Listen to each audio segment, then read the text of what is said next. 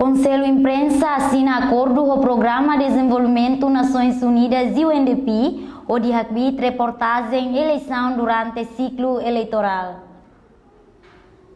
Projeto ne retang apoio finansial do governo Japão, o total $8 americano rihun 5 nulu, atu prepara matadalang cobertura eleição. Diretor Executivo Conselho Imprensa Rigoberto Monteiro Hateteng, acordo cooperação com o UNDP ne halau ona badala rua. Em acordo ida com o UNDP relação com matadalang nacional para assunto violência baseada em gênero.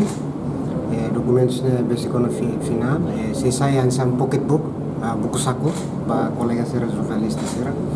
Atule guia ita bot sira atu halo cobertura para assunto violência baseada em gênero. Hoje ita assinatan acordo ida relação com Cerimônia assina acordo com a reportagem eleição durante ciclo eleitoral ne halau ia salau encontro Conselho Imprensa dilit quinta-feira semana ne. Ia assina acordo ne Conselho Imprensa representa o conselheiro Benevides Barros, no UNDP representa o resident UNDP Muktuya Altangerel. Su campanha no eleição.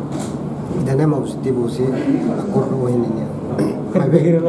Nia sensível para Covid também ita. Ia fatin hanesang representante resident UNDP Muktuya Altangerel Haktuir baseia ba acordo idane UNDP se coopera com o Conselho Imprensa atu desenvolve matadalang ba jornalista sira atu halo reportagem com a eleição e a âmbito Covid sanulo recensia.